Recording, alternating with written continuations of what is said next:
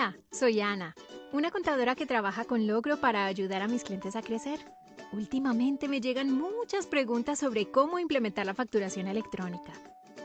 Mis clientes están nerviosos, pues la DIAN ha dicho que la gran mayoría de empresas en Colombia se verán obligadas a facturar electrónicamente durante el 2019 y el primer semestre del 2020. Con Logro es muy fácil solucionar este reto. Preguntémosle a Pedro, mi asesor de Logro, cómo funciona. Gracias, Ana. Logro fue diseñado para hacer fácil y poderosa la facturación electrónica, en tan solo 3 pasos. Así, una vez cuentes con la documentación que exige la DIAN. Primero, compras cualquiera de los planes mensuales de Logro. Segundo, ingresas a Logro tu consecutivo de facturación electrónica. Tercero, comienzas a facturar electrónicamente. Es así de fácil y puede ser cuestión de minutos. Además, Logro es muy conveniente, pues no necesitas hacer integraciones con otros sistemas de facturación electrónica. Toda la facturación electrónica se maneja dentro de Logro, incluyendo el envío de las facturas electrónicas a la DIAN y el seguimiento de su estado. Logro te provee de un certificado digital sin costo adicional, lo que te ahorra cientos de miles de pesos al año. Una vez cuentes con un plan, Logro solo te cobra por los documentos electrónicos que generes, así que siempre pagas proporcional a tu consumo. Recuerda que con Logro, las primeras 20 facturas electrónicas de cada mes son gratuitas. Mientras tengas vigente un plan con Logro, guardaremos tus documentos electrónicos por 6 años, como lo exige la ley. Gracias, Pedro. Si quieres saber cómo funciona una factura electrónica en la aplicación, te invito a que veas el otro video que preparamos con la demostración paso a paso.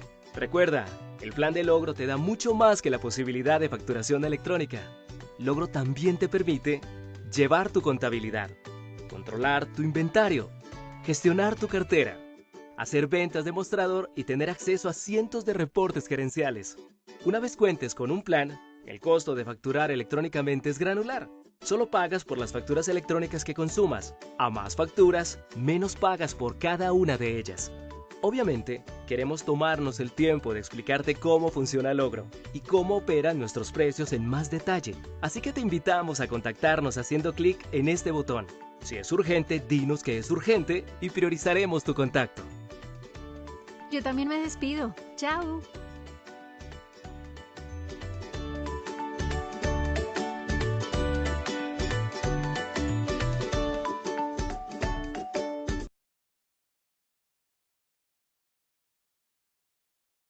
Hola, muy buenos días para todos. Bienvenidos a nuestra charla de la semana. El día de ayer también dictamos una webinar sobre el documento equivalente, que fue la nueva norma pues, que sacó la DIAN, dictada por el doctor Javier García. El día de hoy tenemos a Piedad Cristina, quien nos está dictando hoy nuevamente el tema de declaración de renta para personas naturales, un tema tan necesario para todas las personas. Ojalá queden muy bien capacitados todos para que puedan hacer su declaración de renta y quienes necesiten algún tipo de asesoría puedan apoyarse en nuestra contadora pues estrella con todo este tema, Piedad Cristina García. Quiero contarles pues que Logro todos los miércoles y los jueves dicta una conferencia, una charla gratuita para nuestros clientes. Le queremos pedir a todos los asistentes que por favor no se vayan a salir de la conferencia, porque si se salen, pierden su turno, su cupo, y estamos full. 5 para las 9:00 se llenó completamente los cupos que tenemos para esta conferencia. Entonces, invitamos a todos los participantes que por favor se mantengan para que no vayan a perder su cupo, porque no van a poder volver a ingresar si se llegan a retirar de la conferencia. Logro, como les mencionaba, los miércoles y los jueves le dicta a todo Colombia, vía este canal virtual, conferencias de temas de interés, conferencias tanto del software como de lo que está pasando en el mundo y principalmente en Colombia. Entonces, como les mencionaba, el día de ayer dictamos el documento equivalente. Nuestra webinar está grabada en nuestra página, pueden entrar y descargar la grabación de la charla que se dictó para quienes quieran enterarse sobre todo el tema técnico pues que deben de cumplir y cómo opera este tipo de temas. Logro está preparado indudablemente para manejar todo este tipo de situaciones y de necesidades de nuestros clientes. Es una herramienta que está 100% en la nube y que le permite a nuestros clientes desde su casa o desde cualquier parte del mundo, con una clave y con un usuario, ingresar a la plataforma y tener todos los datos de su propia compañía, con su logo, con su NID y con sus temas legales que exige la DIAN. Nuestra herramienta le permite a todos nuestros clientes facturar electrónicamente. Somos proveedor tecnológico registrado ante la DIAN, no tienen que pasar por ningún tercero. En nuestra herramienta es súper fácil, sencilla y poderosa de manejar. Es el ERP que mejor atiende a sus clientes en el mercado, en el tema de soporte y asesoría en el tema de la facturación electrónica. Ojo, no es sencillo registrarse ante la DIAN y pedir ser facturador electrónico. Eso es preferible y además hay que enviar unas pruebas a la DIAN, lo cual es bien importante que todos estemos con un respaldo y una asesoría en este tipo de necesidades. Para contarles adicionalmente, tenemos una promoción este mes que le regalamos el mes 13 a todos nuestros clientes que adquieren un plan Premium Plus, el plan más completo que tiene Logro, dentro de su página, que es www.logro.com/planes. Ahí podemos ver cualquier plan que necesite y que se ajuste a mis necesidades como empresa, tanto para el tema, como les mencionaba, facturación electrónica, control de inventarios, cartera, gestión de clientes, balances, estados financieros, información exógena, en fin, toda la información. Quien necesite ayuda nos puede contactar a través de nuestra página, que ahí vamos a estar presentes para acompañarlo. Sin más preámbulo, los dejo con nuestra querida contadora Piedad Cristina García, quien es experta en la materia, en el tema, y ella hoy, de una forma muy humilde y muy sencilla, quiere regalarles el conocimiento a los colombianos. Un feliz día para todos. Muchas gracias. Piedad, bienvenida. Hola, buenos días a todos. Muchas gracias por la invitación que Logro me hizo, y un saludo para todas las personas que se conectaron, a todas las que se inscribieron, porque sabemos que desde ayer habían muchas personas inscritas para nuestro seminario. La capacidad es poquita, pero lo importante es que ustedes utilicen esta herramienta para su trabajo o para su ejercicio personal en el momento de realizar la declaración de renta.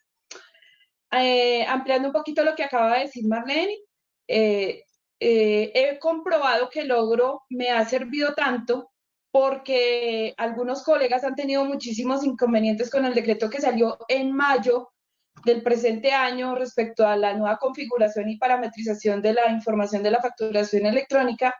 Y la semana pasada estaban ellos enviándole a todos los software, estaban enviándole a sus clientes que tenían que entrar y parametrizar los clientes y colocarles el código y cambiarlo así y cambiarlo así. Con Logro no tuvimos ese inconveniente, o por lo menos de parte mía no me pusieron a correr a última hora. Esto no es una publicidad, sino sencillamente contar una experiencia, porque a veces es mucho más importante que escuchar cosas que no son comprobadas. ¿Bien?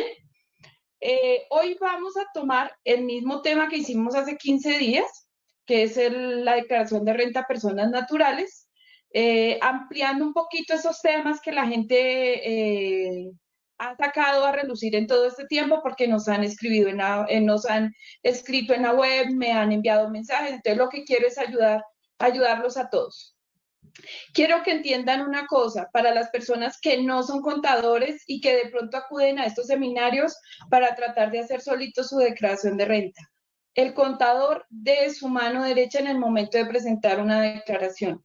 Siempre que tengan inconvenientes, acuden a ellos. Por favor, también para elaborarlas, asesórense bien. Yo sé que existe una ayuda renta que nos colocó la DIAN, pero el ayudarrenta lo que espera es que usted le dé cierta información y él le va a organizar eso en el formulario. Lo mismo con algunos programas especiales que han sacado en volumen o en masa unas que otras compañías tratando de ayudar supuestamente a sus clientes, pero ocurre exactamente lo mismo. No existe esa conexión, sino que esperan es que ustedes diligencien el formulario, ellos arman una declaración sugerida, pero la responsabilidad de ustedes a futuro, lo que esperamos es que cuando una persona presente su declaración de renta no tenga que pagar sanciones por corrección o sanciones por omisión o porque usted colocó un activo que no le correspondía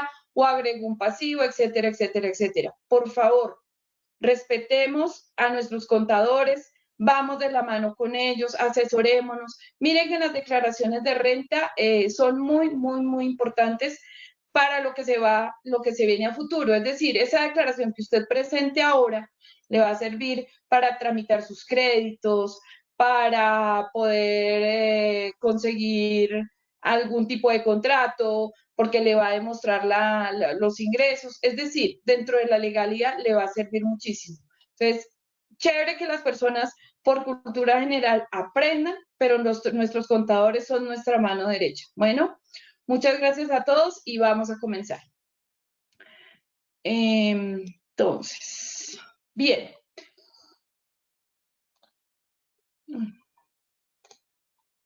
Bueno, entonces miremos quiénes son los obligados a presentar la declaración de renta. Son todas las personas naturales asimiladas que son contribuyentes del impuesto de renta y complementarios, y ya vamos a mirar cuál es ese impuesto de renta y complementarios.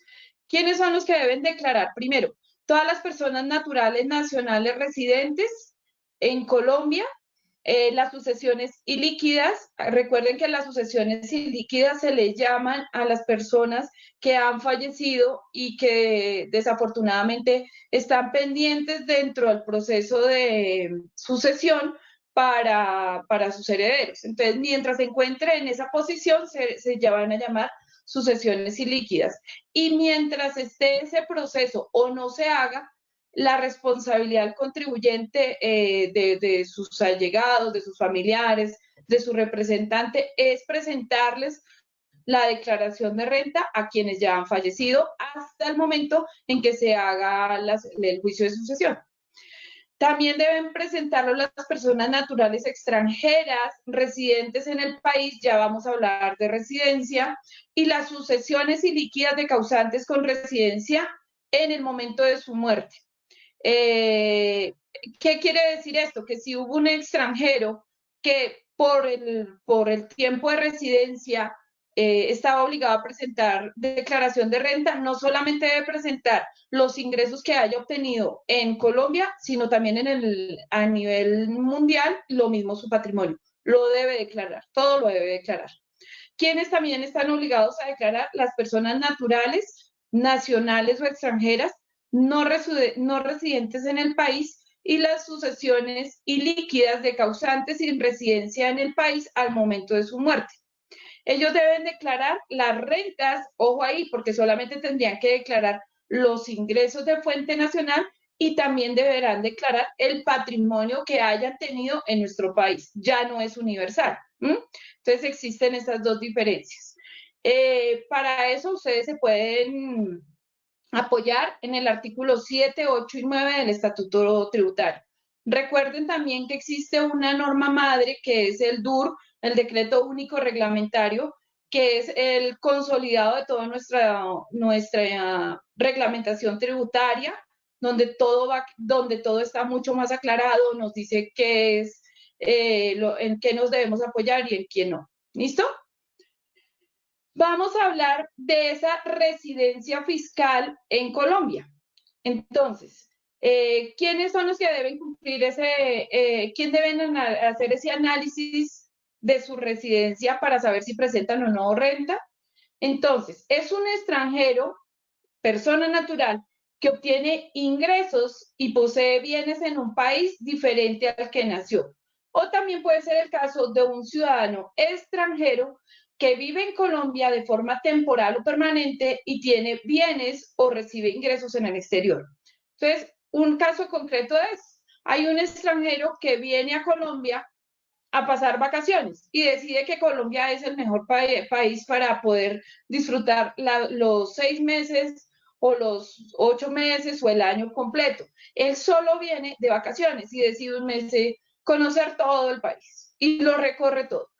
Ahí, en ese momento, a pesar de que ingresó a Colombia y pudo haber durado más el tiempo que dice la norma o más, si no tuvo ingresos, no adquirió bienes o no recibió ingresos del exterior para utilizarlos aquí en Colombia, pues no tendrá que estar obligado a presentar declaración de renta.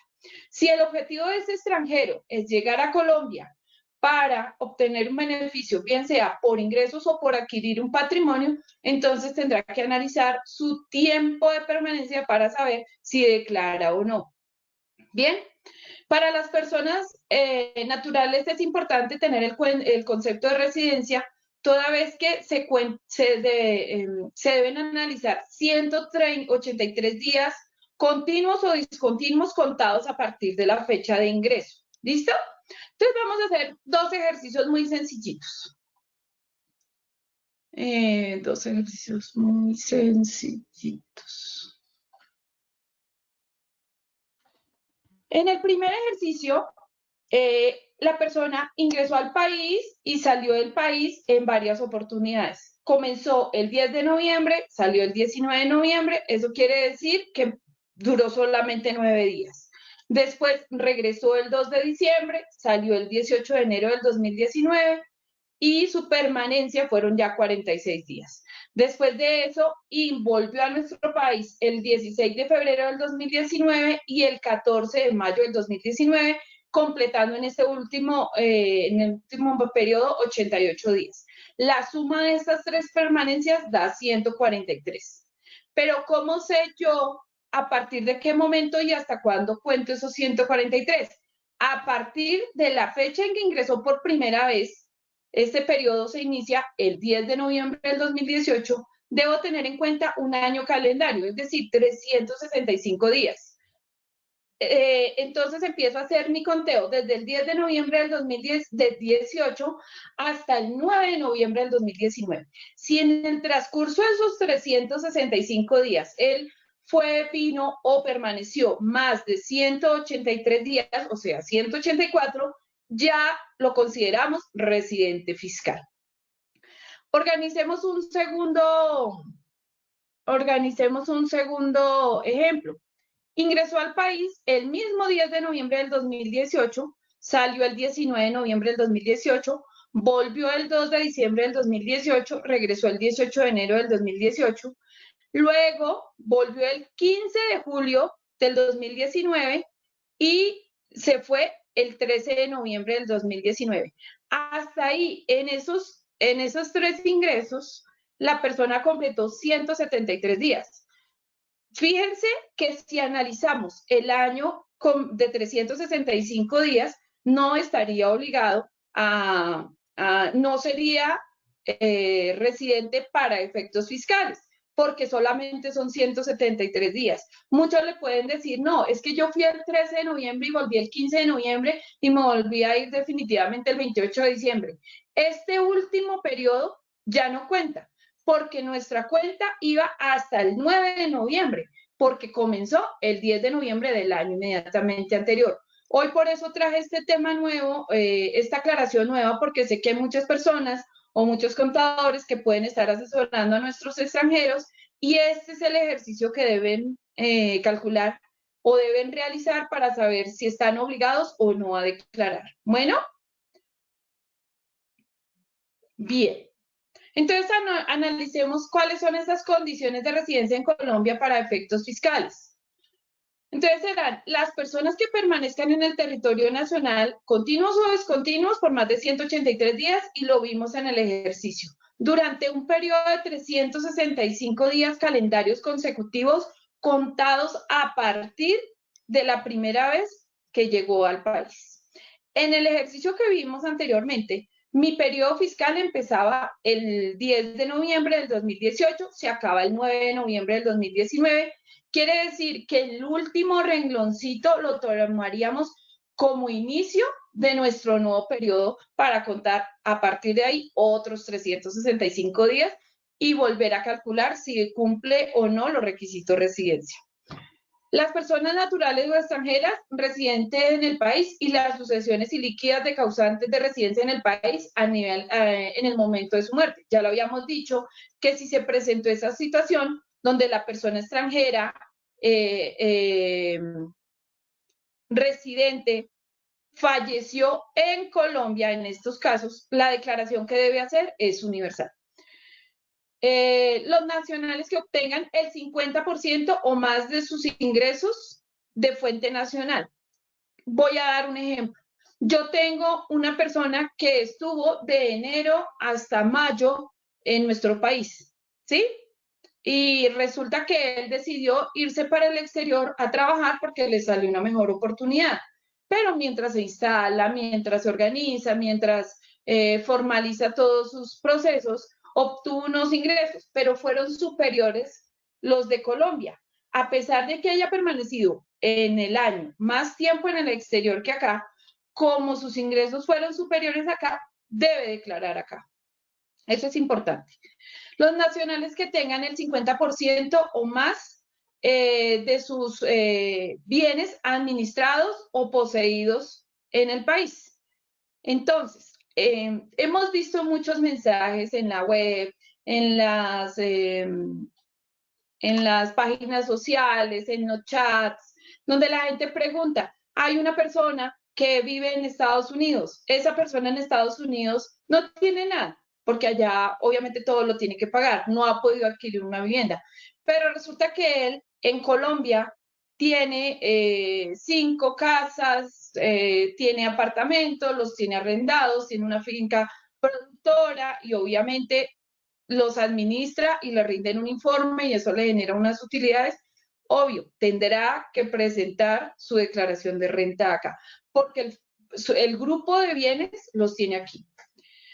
No acreditar la condición de residente en el exterior o tenerla en una jurisdicción no cooperante, es decir, que se encuentre dentro de los paraísos fiscales. Quienes tengan bienes poseídos así no los tenga aquí en Colombia, pero estén en un paraíso fiscal, deben declararlos, eso es lo mejor. Quien esté exento de tributación en el país o se encuentre en una misión por su relación en el exterior, en el Estado colombiano, sobre relaciones diplomáticas y consulares. Estos casos se presentan cuando a todo nuestro cuerpo diplomático lo enviamos a misión en representación de nuestro país a algún otro diferente. Entonces, primero debemos tener en cuenta las relaciones bilaterales para evitar la doble tributación. Pero por lo general, ellos siempre van a estar exentos de presentar declaración de renta.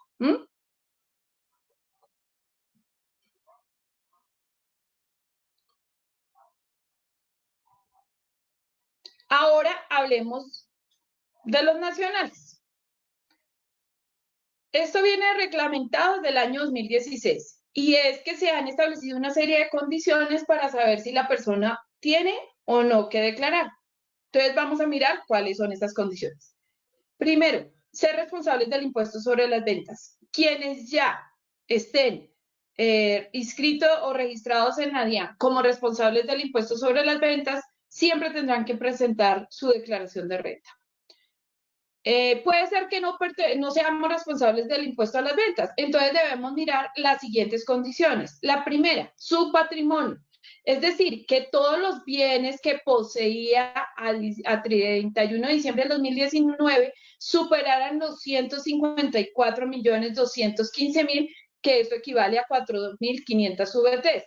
La VT para el año 2019 está en 34.270 pesos. ¿Bien? Es importante tener en cuenta que yo debo analizar también es el proceso, ¿no? Yo compré una casa, pero resulta que a 31 de diciembre no alcancé a hacer mis escrituras. Entonces, obviamente, todavía no ingresaría como no haría parte del patrimonio bruto porque su formalización, que es la escritura, no fue elaborada, no fue firmada. Entonces, obviamente, esto no lo tendría en cuenta. Debo analizar todas esas situaciones. O bien, si yo vendí mi predio a diciembre 31, pero yo hice el negocio el 30 de diciembre, pero resulta que el 31 yo no alcancé a hacer la escritura. Sigue siendo patrimonio. ¿En qué momento se va a formalizar la escritura? Al siguiente año, el 2, el 3, el 4, el 5 de enero del siguiente año. Entonces tengo que mirar y analizar en qué momento voy a declarar como patrimonio mi bien y en qué momento voy a declarar o el ingreso de la venta o la ganancia ocasional que se presente por la venta del mismo. Bien, el otro análisis que debemos hacer es cuánto fueron sus ingresos brutos anuales y cuando estos superan los 1.400 VTs, es decir, 47.978.000, sí o sí debe presentar declaración de renta. Si por patrimonio, por ingresos, no se dan los requisitos, también debo analizar las compras y los consumos de mis tarjetas de crédito que tuve en el año 2019. Si estos superaron los 47.978.000, sí o sí debo declarar. Ejemplos de cuando se presenta esta situación. Yo no tengo bienes o tengo solamente un carro que vale 35 millones de pesos. Tengo una cuenta de ahorros que a diciembre 31 tenía un saldo de 1,5 millones. Hasta ahí por patrimonio no presento.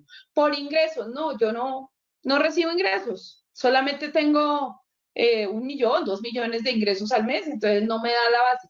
Pero resulta que yo sí tengo un muy buen cupo con tarjetas de crédito y las utilizo para facilitarle la compra a terceros o me presto para que otros adquieran sus bienes o sus servicios. Si esas compras y esos consumos de tarjeta de crédito en el año superaron los 47.978.000, yo debo presentar mi declaración de renta, ¿sí?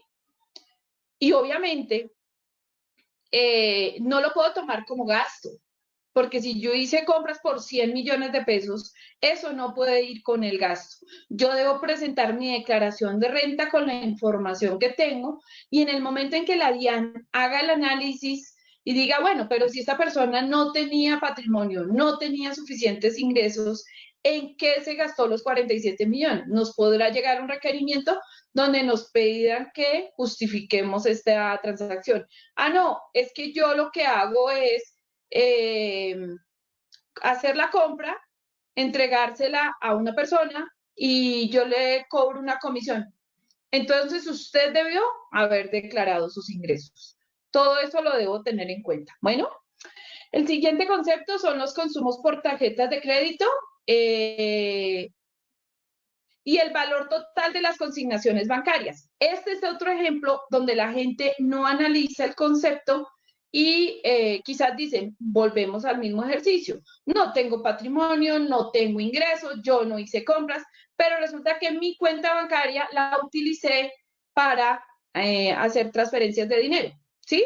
Entonces, ¿en qué caso se puede presentar esto? Vamos a hablar desde el punto de vista de lo cotidiano.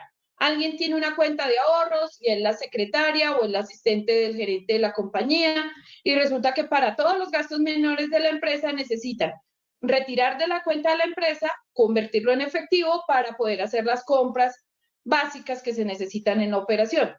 Entonces, ¿qué le dicen? Señorita secretaria, ¿le podemos transferir? Sí, claro, no hay problema. Yo misma voy, retiro, yo misma hago las compras y todo está soportado.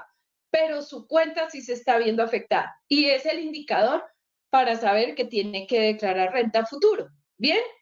Otro ejemplo.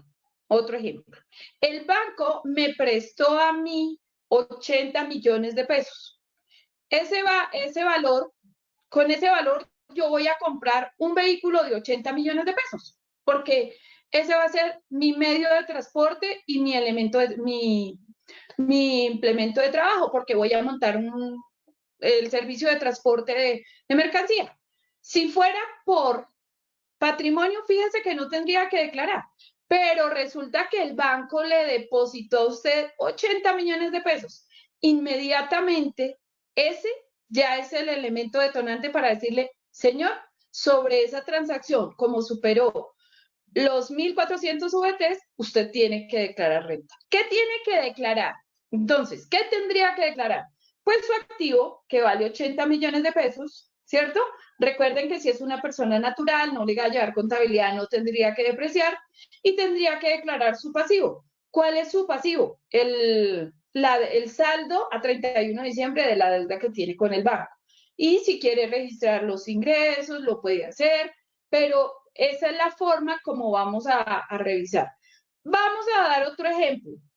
Yo tengo un CDT, yo tengo 30 millones de pesos, pero como no tengo gastos, no los necesito, decido hacer la inversión en un CDT a 3 meses. Y cada 3 meses, como yo no tengo todavía como el poder de decisión de decir, eso lo voy a dejar a un año, lo que hago es consignar la plata, decirle al banco, cobro mi CDT con rendimientos y todo, cojo la plata y se la llevo a otro banco porque allá me están dando mejor rentabilidad, un poquito de mejor rentabilidad, pero lo voy a llevar allá.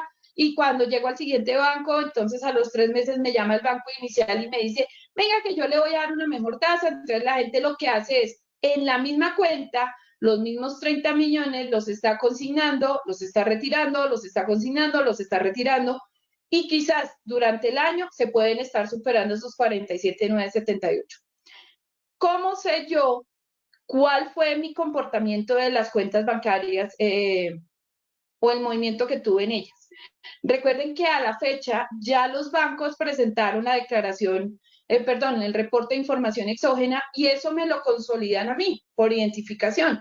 Entonces yo entro a mi página de la DIAN, consulto la información exógena, es decir, quiénes me reportaron, qué me reportaron, cuánto me reportaron, y en los movimientos de cuentas de ahorro y cuentas corrientes hago la suma y determino este factor. Mire que hay cosas que el exógena no le va a mostrar a usted. Por ejemplo, su patrimonio, sus ingresos. Usted tiene que hacerlo acorde a la realidad. Su declaración de renta no se hace sobre la información exógena que tenga en este momento la DIAN. Su declaración de renta usted la debe hacer sobre sus ingresos. ¿Por qué? Porque si en algún momento en su exógeno no aparece un ingreso, pero sí fue reportado por la empresa, eso es lo que no le va a aparecer reflejado y usted omite ese valor. Recuerde que por allá tenemos a alguien que también nos revisa nuestros movimientos y es la UGPP, entonces llegará el momento en que lo requieran. Venga, es que usted declaró esto porque de pronto no le daba la base para pagar sus parafiscales o pasaba el límite y resulta que usted lo que obtuvo fue unos mayores. No, es que yo me basé en la información exógena que presenté. No. Recuerden que en la parte de abajo hay un aviso que dice, le estamos contando lo que le reportaron, pero la responsabilidad de tomarlo como base o no, o como información o no, para su beneficio, es responsabilidad suya. ¿Listo? También para qué sirve esa información exógena, porque pudo haber sido que por equivocación nos reportaron algo que no es cierto. Usted hace la solicitud para que en esa empresa o esa persona corrija su información exógena y omita algo que no era cierto y era un ingreso o un gasto a mi favor. ¿Bien?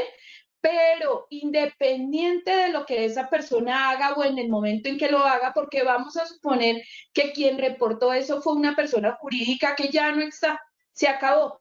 De hecho, en este mes, en este año, con lo que se ha venido presentando en la pandemia, muchas empresas salieron del mercado o se acabaron, ¿sí? Entonces, yo no puedo esperar a que esa persona corrija para yo presentar mi declaración de renta. Yo soy el dueño de mi información y en eso debo ser transparente. Yo declaro todo lo que yo tengo y debo, lo que yo he hecho. No puedo esperar la información de terceros. ¿Bien? Bien, entonces, miremos qué formularios debe diligenciar. Entonces, en este caso solo podremos utilizar 2 tipos de formularios. El formulario 110, que lo deben hacer las personas naturales y asimiladas, no residentes. ¿Cuáles son las asimiladas? Las sucesiones ilíquidas, bueno, y hay otro grupo que se parece. Entonces, todas las que sean no residentes deberán declarar en el formulario 110. Y en el formulario 210, el que ven en sus pantallas a mano derecha, lo deberán utilizar o implementar todas las personas naturales y asimiladas residentes. Entonces, ¿de qué depende el formulario? De la residencia. Ahora bien, ¿cuál es la diferencia? Fíjense ustedes que en las personas naturales, si utilizan el formulario 110, será una declaración ordinaria, es decir, que los ingresos no estarán clasificados por su origen, sino que tendrán una generalidad y que obviamente podrán tener costos, gastos, deducciones que sean coherentes o inherentes a la actividad que desarrollan. En algunos casos procederá y en otros casos no. Ahora bien, vamos a ahondar un poquito es en la renta de personas naturales y asimiladas residentes. Es decir, cómo se debe diligenciar o cómo debo analizar mi formulario 210. Entonces, el primer concepto que vamos a encontrar es el de impuesto de renta, que está estructurado bajo un sistema cedular. A diferencia de años anteriores, esto trae un cambio, porque nuestro sistema cedular agrupó en una primera cédula las rentas de trabajo, las rentas de capital y las no laborales. Ese es el primer grupo. La segunda cédula que sacó el impuesto de renta fue la cédula de pensiones, porque obviamente se le da un tratamiento muy distinto al grupo que está en la parte izquierda. Y la tercera cédula es la cédula de dividendos. El año pasado, en la declaración que corresponde al año 2018, no eran 3 cédulas, eran 5, porque estaban todas separadas, las rentas de trabajo, rentas de capital, no laborales, pensiones y dividendos. Ahora bien, ¿eso qué conlleva? A que si una persona tiene en la cédula general rentas de trabajo y, por ejemplo, rentas no laborales, todas se deben sumar, o las dos en este caso se deben sumar para calcular la base de impuesto de renta. El año pasado, cuando calculamos nuestro impuesto de renta, era independiente. Entonces, cada una quizás no dio base para pagar, pero resulta que ahora en el primer grupo, como están sumadas y están agrupadas, la base sí o sí, si se presentan estas situaciones, va a aumentar. ¿Qué va a suceder este año? Porque quizás estamos esperando hasta el 8 días antes para listar nuestra declaración de renta, que este año van a ser muchos más contribuyentes los que aumenten el impuesto de renta a pagar que comparado con periodos anteriores. ¿Por qué? Porque están agrupados los 3 y no los están sumando los 3 en una sola cédula. Entonces ya mucha gente va a empezar a decir, es que ahora sí tengo que pagar, claro, por la agrupación. No es porque hayan aumentado las tarifas o porque los rangos hayan disminuido, etcétera, etcétera. No, es porque las agruparon y las 3 dan cálculo para un solo impuesto. ¿Bien? Entonces, esta parte es importante. Y les voy a dar un ejemplo. Más adelante, cuando lo analicemos, lo vamos a anotar con mayor claridad. Entonces, como estábamos hablando del impuesto de renta por el sistema cedular, vamos a pasar a las rentas de trabajo. ¿Qué vamos a tener en cuenta para que lo consideremos una renta de trabajo? Primero, los salarios que se originen en una relación contractual, ¿sí? Las comisiones, las prestaciones sociales legales y extralegales, los viáticos cuando constituyan salario o contraprestación del servicio, los gastos de representación para los rectores y profesores de universidades públicas y magistrados. Aquí el gerente no me puede decir, mire, es que yo tengo un salario básico de 5 millones, pero me reconocen 2 como gastos de representación. No, esos no los puedo tener en cuenta porque solamente hacen parte de las rentas de trabajo los de los rectores y profesores de universidades públicas y magistrados. Los honorarios, emolumentos eclesiásticos, compensaciones recibidas por el trabajo asociado o cooperativo. Porque recuerden que hay muchas empresas que deciden que su planta de personal no tenga contratación directa, sino que ellos constituyan una cooperativa de trabajo asociado. Eso quiere decir que la persona, a pesar de que tiene una vinculación laboral, le liquidan un salario, le liquidan unas prestaciones sociales, no depende directamente de la empresa, sino es una compensación por estar asociado a esa cooperativa. Las compensaciones por servicios personales, el retiro de cesantías, las indemnizaciones o bonificaciones por despido injustificado. Hay muchas personas que dicen, bueno, fue que a mí me liquidaron el contrato y me salió una indemnización, ¿cómo lo declaro? Lo tiene que declarar en las rentas de trabajo. Los retiros parciales o totales de las cotizaciones voluntarias. Entonces, si yo tenía un ahorro programado, ese retiro lo utilicé para una situación diferente a su destinación inicial, se constituye una renta de trabajo. ¿Bien? Aquí existen dos grupos. Uno son los que tienen una contratación laboral directa y el segundo es el grupo de los empleados fiscales. Recuerden que toda persona que reciba ingresos por concepto de servicios honorarios y que no tiene una vinculación laboral, si cumple los requisitos para ser empleado fiscal, lo debe utilizar dentro de este concepto. ¿Bien? El siguiente renglón que nos toma esta cédula son los ingresos no constitutivos de renta ni ganancia ocasional. ¿Qué debo tomar aquí? Primero, los aportes obligatorios en pensión, los aportes al Fondo de Solidaridad Pensional, los aportes voluntarios en pensión que yo realice, pero que no excedan el 25% del ingreso o de 2.500 VT. Tenga en cuenta que esos aportes voluntarios de pensión se realizan a los fondos privados. Los rendimientos financieros de los fondos de pensión. Es decir, si mi fondo de pensión me genera una rentabilidad, obviamente no será un ingreso normal, es un ingreso no constitutivo de renta.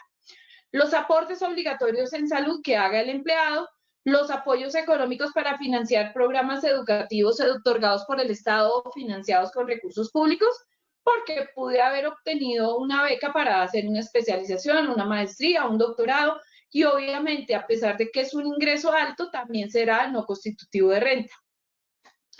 Los pagos a terceros por alimentación no superiores a 41 ETs, es decir, que mensual no me deben superar los 10.623.700. Pero ojo, ¿cuál es el requisito para admitirlo como no constitutivo de renta?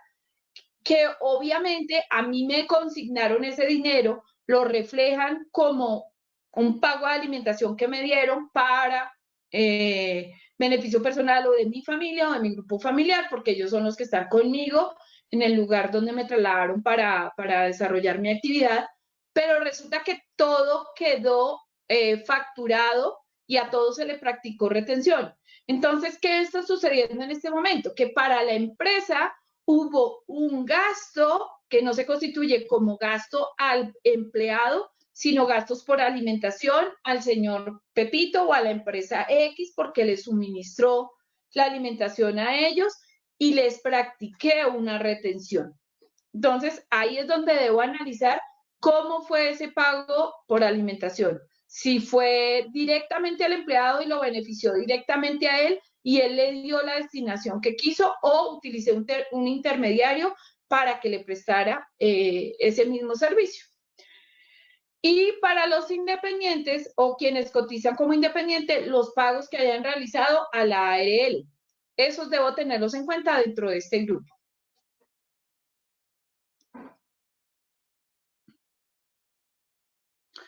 Ahora vamos a hablar del siguiente renglón, que son las rentas exentas. Entonces, ya habíamos hablado de nuestros ingresos brutos, es decir, yo voy a tomar todos los ingresos en general, le voy a quitar los ingresos que no constituyen renta, que lo vimos en la diapositiva anterior. Ahora vamos a mirar qué exenciones o qué beneficios puedo tomar para disminuir la base impositiva. Entonces, ¿cuáles serán? Las indemnizaciones por rentas de trabajo, las indemnizaciones que impliquen protección a la maternidad, los gastos de entierro del trabajador, las cesantías e intereses de las cesantías que el trabajador haya recibido cuando no supere 11.994.500, los seguros y compensaciones por muerte y las prestaciones sociales que reciban los miembros de las fuerzas militares y de la Policía Nacional, el exceso de salario básico recibido por todas las personas que hacen parte de las fuerzas militares y de la Policía Nacional en cada uno de sus rangos, los gastos de representación de los rectores y profesores de universidades públicas, siempre y cuando no exceda el 50% del salario. Aquí también volvemos a nuestros límites, porque siempre debo tomar en cuenta el salario para saber hasta dónde me puedo descontar. Y que en general aplica para todos los empleados con vinculación laboral o que no la tengan, el 25% de los pagos laborales con un límite de 8.224.800.000, pero no sobre los ingresos netos, sino después de haber hecho la depuración y obteniendo como beneficio que puedo descontar a la base general los intereses que yo haya pagado por la adquisición de una vivienda. Puedo descontarle también a la base el porcentaje del dependiente económico y puedo descontarle el pago que yo haya hecho a medicina prepagada o plan complementario. También será exento los aportes a fondos de pensiones voluntarias, las cuentas AFC sin exceder el 30% del ingreso bruto, pero teniendo en cuenta que existen unas condiciones para que permanezca ese dinero ahí. Resulta que esos son ahorros a largo plazo que además tienen una destinación específica. Entonces, mientras estén ahí, mientras yo tenga mis aportes ahí, pues obviamente me los podré tomar como una renta exenta. Y en el caso de las personas que tengan que presentar declaración de renta en su país de origen y en Colombia porque son no residentes o porque son colombianos residentes en el exterior, pues hay que mirar los convenios establecidos en los dos países, Colombia y el país de residencia actual, o viceversa, para evitar esa doble tributación. Esas eran nuestras rentas exentas. Y ahora hablemos de deducciones imputables, que están en el mismo renglón de las rentas exentas, pero se toman como un grupo adicional porque resulta que no tienen relación de causalidad con el ingreso. Entonces, en ese orden de idea lo vamos a llamar deducciones. ¿Cuáles son? Primero, los intereses que se pagan sobre los préstamos de vivienda. Deben estar certificados por la entidad financiera vigilada por la Superintendencia Financiera de Colombia, valga la redundancia, pero si se trata de un préstamo que me realizaron en la empresa, porque hay empresas o fondos de empleados que les prestan a sus empleados, a sus asociados, para poder adquirir vivienda, esos intereses, esa vivienda, ese préstamo debe estar soportado con una hipoteca para que sean válidos esos intereses como deducción dentro de nuestra declaración de renta. También serán deducciones imputables los pagos por salud adicionales que yo haya hecho. Vamos a suponer que una persona requirió un servicio médico especializado, resulta que la EPS no tiene el cubrimiento, muchas veces porque el POS no lo da, etcétera, etcétera, o quizás el tema se convierte en algo estético pero necesario. Entonces, todos los pagos que yo haya hecho adicionales, siempre y cuando no superen los 16 VTs mensuales, yo puedo tomarlos como deducción dentro de mi declaración de renta. Los pagos que yo haya hecho en medicina prepagada, los pagos por seguros de salud, y cuando hablamos de seguros de salud no son solamente las compañías de seguros que me estén vendiendo una póliza por ese concepto, sino también lo que yo pueda pagar de plan complementario. Fíjense ustedes que el plan complementario es un gran beneficio porque de una u otra forma le estratifican el servicio de salud del POS y tributariamente tendría un beneficio. Es que se convierte en una deducción. Los dependientes económicos con un límite de 32 VTs mensuales, es decir, 1.096.640. Pero hablemos de los dependientes económicos. Aquí vale la pena recalcarlos. ¿Quiénes son nuestros dependientes económicos? Primero, nuestros hijos menores de 18 años. Nuestros hijos entre 18 y 23 años, que obviamente se encuentren cursando sus estudios superiores en una entidad reconocida en estos casos y que obviamente no tengan ingresos. Los superiores a 23 años, pero que tengan de pronto una discapacidad. Pero también serán nuestros dependientes económicos, nuestros padres, cuando ellos no tienen un ingreso superior, redondeándolo a 8 millones de pesos. Entonces nosotros podemos tener un muy buen ingreso. Nosotros somos muy buenos hijos y tenemos un padre que recibe solamente un salario mínimo y depende económicamente de mí. A pesar de que tiene su pensión, que es un monto muy reducido, sigue siendo un dependiente económico mío. Pero obviamente todo eso hay que, en eso hay que ser como muy honestos, y si de verdad esa persona depende económicamente porque yo le ayudo, porque yo lo apoyo, lo puedo tomar como un dependiente económico. ¿En qué casos ocurre eso? Pues cuando yo ya soy padre, abuelo, pero mis padres todavía viven y todavía yo los puedo apoyar. ¿Listo? El 50% del gravamen a los movimientos financieros que me los va a certificar el banco, y los aportes voluntarios a fondos de cesantía realizados por trabajadores independientes. Recuerden que la cesantía es un ahorro, y si yo quiero depositar anualmente en un fondo de cesantías un monto como ahorro voluntario, como aporte voluntario, lo puedo hacer. ¿Listo? Entonces lo puedo también tomar como una deducción.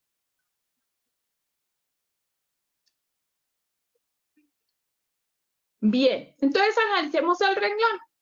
Nuestros renglones ya vistos. Entonces, en las rentas de trabajo, voy a relacionar en el renglón 31 los ingresos brutos, que ya vimos cuáles son. En el renglón 32, los ingresos no constitutivos de renta. En el renglón 35, las rentas exentas y deducciones imputables, que fueron las que acabamos de ver. Pero para los empleados, los independientes, a diferencia de la declaración de renta del año pasado, la última que se presentó, las últimas que se han venido presentando, porque a los independientes nos estaban asimilando a un empleado normal, nos van a permitir tomar costos y deducciones procedentes. Es decir, todos esos gastos en los que usted haya incurrido, que tienen relación de causalidad con el ingreso recibido, usted lo podrá tomar como una deducción procedente. ¿Listo? Y eso solamente lo van a utilizar ellos. Ahora bien, vámonos con las rentas de capital. Sí, no te preocupes, está bien lo de las rentas de capital. Entonces vamos a hablar de nuestras rentas de capital. Nuestras rentas de capital tienen casi el mismo comportamiento a las rentas de trabajo. Manejan ingresos brutos, no constitutivos de renta, costos y deducciones procedentes para generar una renta líquida. Existe un renglón especial que es el 42, que son las rentas líquidas pasivas de capital de empresas que están administradas en el extranjero, que tienen control extranjero. También habrán rentas exentas y deducciones imputables a esas rentas de capital. Y habrá compensaciones por pérdida en rentas de capital. Este renglón es muy importante. ¿En qué caso se va a utilizar ese renglón 47? Si en años anteriores un inversionista obtuvo pérdidas y quedó reflejado en la declaración de renta del año anterior en la cédula de rentas de capital, en lugar de obtener utilidad, obtuvo una pérdida, esa pérdida en este año la podrá compensar. Entonces hará que nuestra cédula, a pesar de que este año haya sido muy rentable, tenga una disminución en la base para liquidar el impuesto. Vamos a mirar cuáles son esos ingresos que yo puedo incluir dentro de esta cédula. Entonces, los renglones más importantes son los primeros. Entonces, ¿cuáles son? Los ingresos brutos por rentas de capital. Esos son los intereses por préstamos a terceros, porque yo soy prestamista, los rendimientos financieros sobre inversiones que realice, los arrendamientos de bienes muebles e inmuebles, las regalías por explotación de intangibles y la explotación de propiedad intelectual. Ojo, por ejemplo, en los intereses por préstamos a terceros, yo debo tener declarado, obviamente, un patrimonio bruto con el valor del efectivo que yo tengo en circulación y que tengo prestado y va a constituirse como una cuenta por cobrar. Segundo, tenga en cuenta que esos intereses usted deben estar adaptados a lo reglamentado en la ley. Yo no puedo cobrar intereses por usura porque voy a tener problemas. Bueno, entonces eso es importante. ¿Qué otro renglón vamos a tener ahí? Los ingresos no constitutivos de renta, que me puedo descontar de esos ingresos brutos, que son los aportes obligatorios en pensión, en salud, en ARL y en el aporte al Fondo de Solidaridad Pensional. Y los aportes voluntarios en pensión que yo realice que no excedan el 25% de los ingresos que he obtenido, pero recuerden que eso se hace con los fondos privados. Ahora bien, miren que esta es la cédula importante y por esta razón fue que la UGPP empezó a llamar a tantas personas y la requirió para que empezaran a pagar sus aportes al sistema de seguridad social, porque muchas de ellas tenían ingresos, como lo vemos en la parte izquierda, y sobre esos ingresos no estaban liquidando aportes al sistema. Bien, entonces a muchas personas que han requerido, las han requerido precisamente por eso. ¿Cómo lo notó la UGPP? Porque usted declaró esa cédula en los años anteriores o esos ingresos en años anteriores y confrontándolo o verificándolo con los aportes al sistema de seguridad social, o las personas liquidaban por un menor valor o omitían este concepto. Un ejemplo claro de eso es el señor pensionado que sabe que paga su aporte al sistema de seguridad social, aporta salud y ya, y tiene su beneficio y tiene su servicio. Pero resulta que el señor tiene varias casitas o una casita o unos apartamentos y los tiene arrendados. Resulta que cuando le dijo en su momento al contador, no, es que yo recibo ingresos, recibo pensión, recibo no sé qué, tengo arrendamientos, esos arrendamientos quedaron ahí registrados. Entonces, eso hace que si no encontraron en el momento del análisis sus aportes al sistema de seguridad social, aparezca el requerimiento. Bueno, entonces, siempre que pidan eso, siempre que lo llamen la UGPP a un contribuyente, hay que revisar qué declaraciones de renta presentó. Bien, eso también nos invita a que, vuelvo y repito, tenemos que apoyarnos en nuestro contador, porque él es la persona que le va a ayudar a que su renta quede bien presentada y no le lleguen reclamaciones a futuro. Ahora hablemos de las rentas exentas y las deducciones que yo puedo tomar en esta cédula. Acá disminuyen la cantidad por la misma clasificación de los ingresos. Entonces, los aportes a fondos de pensiones y aportes en cuentas AFC, el 30% del ingreso bruto por rentas de trabajo, los intereses, que el 50% del gravamen a los movimientos financieros. Volvemos y hablamos de los intereses que se paguen sobre vivienda bajo las mismas condiciones que hablamos anteriormente, que sean vigilados por la superintendencia o que sobre ese bien exista una hipoteca. Y los aportes voluntarios a los fondos realizados por trabajadores independientes. Si yo tengo un aporte voluntario a un fondo de cesantías, yo tengo que analizar en qué cédula me conviene más, si en esta o en otra, ¿sí? Va a tener el mismo efecto porque va a disminuir mi base gravable, pero tengo que mirar en dónde voy a tener mejor beneficio, porque puede ser el mismo concepto, pero dependiendo la subcédula o el grupito, yo lo puedo tomar. Bueno, ahora hablemos de nuestro último concepto para generar la primera cédula, y son las rentas no laborales. ¿Cuáles son? Entonces, en las rentas no laborales vamos a mirar los conceptos que yo puedo tomar. Primero, ¿cuáles son los ingresos que se registran aquí? Primero, partiendo de la base, todos los ingresos que no registré en las dos cédulas anteriores los voy a registrar en las no laborales. Por ejemplo, el servicio de transporte, el desarrollo de actividades comerciales, el desarrollo de actividades agropecuarias y las actividades notariales. Y las demás, vuelvo y repito, que no se incluyeron dentro de las cédulas anteriores. acá viene un concepto. Resulta que yo tengo una casa o un apartamento, el apartamento lo compré en abril, ese iba a ser mi apartamento de vivienda, pero resulta que en diciembre me apareció el cliente y ese cliente me ofreció una muy buena opción y con eso yo voy a poder comprar en otro lado porque me gustó más, etcétera, etcétera. Si ese apartamento que yo compré no lo tuve por más de 2 años, inmediatamente lo declaro como renta. ¿En dónde? Aquí, en las rentas no laborales. ¿Listo? Entonces, eso es importante. Cuando los activos fijos se venden y se poseen por menos de 2 años, yo lo registro como renta o serán generadores del impuesto de renta. ¿Dónde lo declaro? Acá, en las rentas no laborales. También tendré exenciones dentro de ese grupo. ¿Cuáles son? Los aportes a fondos de pensiones voluntarias o ahorros en cuentas AFC con una limitante del 30%. Pero ojo con eso, porque es que yo no tuve rentas de trabajo, pero sí con la venta de mi apartamento abrí una cuenta AFC.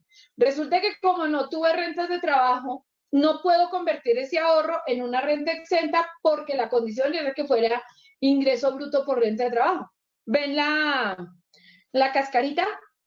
Ahora bien, las rentas exentas establecidas mediante convenio para evitar doble tributación. Si la persona prestó servicios de transporte y este fue fluvial, todos los que presten el servicio en embarcaciones de bajo calado, la renta será exenta. Es decir, habrá un ingreso menos ese mismo monto como exención, o me va a dar una base cero, entonces no tendré que pagar impuestos sobre esa renta. Y en la parte de servicios hoteleros, entonces, si las personas lo hicieron, si la persona prestó el servicio en hoteles nuevos construidos a partir de la reforma tributaria del 2018, la ley 1943, obviamente tendrán la exclusión. Pero si lo que hizo fue usted, teniendo en cuenta el beneficio que le daba esa reforma tributaria, remodelar su hotel, será exenta la parte proporcional al valor de la remodelación que usted hizo o las mejoras que usted hizo. Usted tenía un hotel, le hizo unas mejoras del 30%, será exento el 30% de sus ingresos. Pero si usted hizo una remodelación del 70% y mejoró su infraestructura, de esos ingresos será exento el 70%. Ahí sí, proporcionalidad. Y cuando usted tiene plantaciones forestales y obviamente maderables, casi todas las maderables están dentro de este grupo, todo lo que reciba de ingreso por esta actividad será como exento el aprovechamiento que tenga.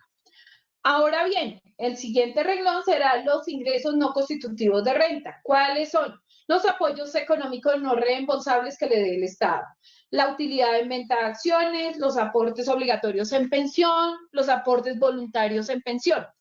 Y tendrá también deducciones, que son el 50% del gravamen a los movimientos financieros, los intereses que se paguen sobre préstamos, los aportes voluntarios a fondos de cesantías para trabajadores independientes y los intereses sobre préstamos educativos que se le paguen al ICETEX. Miren que aquí hay una cosa importante y es que muchas veces yo puedo tener un dependiente económico, yo soy quien tengo la deuda con el ICETEX para pagarle a mi hijo, pero si estoy dentro de esta cédula, acá sí me puedo descontar los intereses que le pagué al ICETEX. ¿Listo?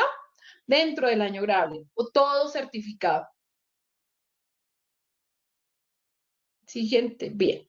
Entonces, ya vimos nuestra primera cédula.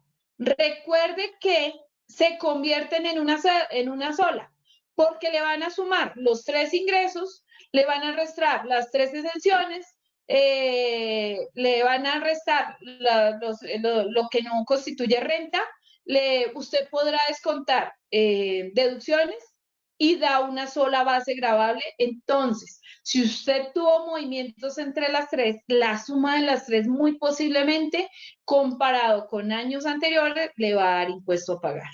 ¿Sí? ¿Cuál sería la única ventaja? Que para los independientes podrá descontarse deducciones, entonces ese es un renglón para analizar. Bien, vámonos con las cédulas de pensiones. En las cédulas de pensiones, entonces, los ingresos que vamos a tener en cuenta aquí son las pensiones de jubilación, invalidez, sobrevivientes, vejez, las indemnizaciones sustitutivas y la devolución de saldo de ahorro pensional.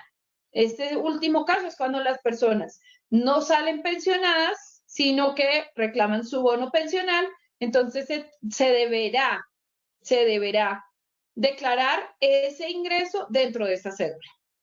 ¿Cuáles serán esos ingresos no constitutivos de renta? Los aportes que realice la persona por concepto de salud. Y en exentas, pues, si la pensión mensualmente no superó los 34.270.000, que la mayoría de los colombianos, la mayoría, en ese orden de ideas, todos sus ingresos por pensiones, luego de haberle restado los ingresos no constitutivos y después de haberle restado, todo ese monto va a ser exento. En ese orden de ideas, todas las personas que reciban una pensión que mensualmente no supere los 34.270 no tendrán que pagar impuesto por este concepto. Si están superando ese monto, obviamente van a pagar impuesto de renta sobre el valor que supere el límite mensual. ¿Bien?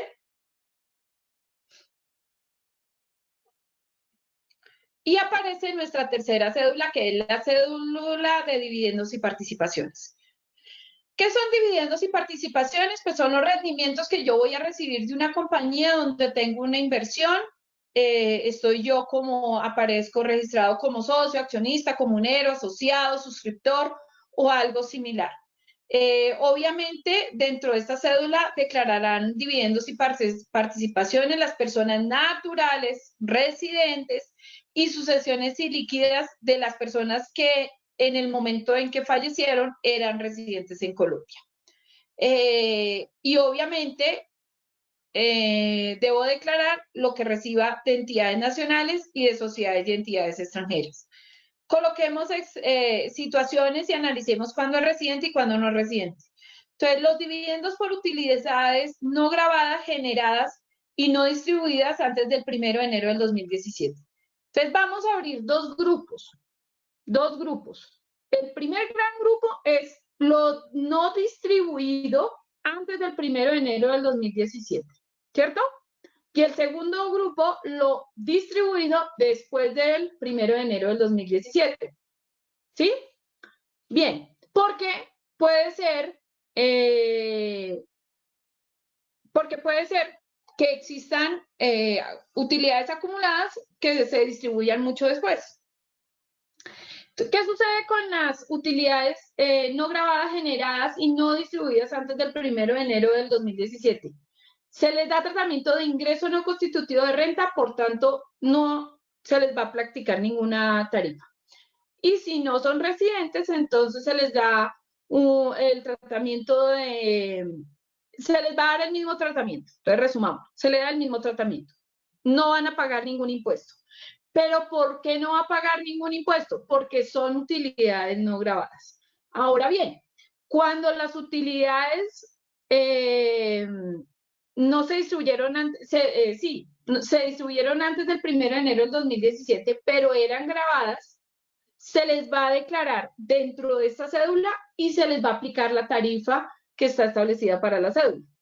Pero si son no residentes, entonces esos ingresos serán grabados y se le debe aplicar solamente la tarifa del 7.5%. El segundo grupo son los dividendos y utilidades distribuidos con fecha posterior al 1 de enero del 2017. Pueden ser no grabados o grabados. Entonces, los no grabados, ¿cierto? Le vamos a dar el tratamiento de acuerdo con el artículo 242 del Estatuto Tributario. Eso quiere decir que a partir de 300 VTs se le va a aplicar el 15%. Antes de 300 VT no va a tener que pagar impuestos sobre ese valor recibido. Y para los no residentes se considerarán grabados y también tendrán la tarifa del 7.5% como en el ejemplo anterior. Para los ingresos grabados, entonces, si son residentes, le debo aplicar el 33%. Es una tarifa muy alta porque es lo mismo que la renta ordinaria de una empresa. Y si son grabados a la tarifa, y para los residentes, los no residentes se les va a dar el mismo tratamiento. Importante aquí que en el momento en que usted vaya a hacer la declaración de renta, el contador o revisor fiscal de la compañía certifique a qué periodo corresponden las utilidades que le van a entregar y qué proporción de ellas serán no grabadas y qué proporción serán grabadas. Dependiendo la certificación, usted podrá revisar y podrá ubicar en cualquiera de estos 4 grupos y liquidar el impuesto a que haya lugar.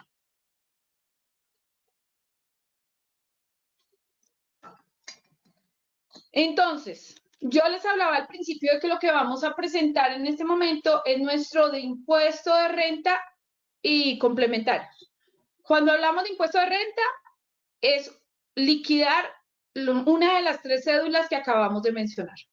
Ahora vamos a ver el complementario. El complementario son todas las ganancias ocasionales que una persona puede obtener. Entonces vamos a revisar cuáles son esas ganancias ocasionales y que nos van a generar un impuesto diferente. Entonces, este es un impuesto complementario al impuesto de renta, muy distinto.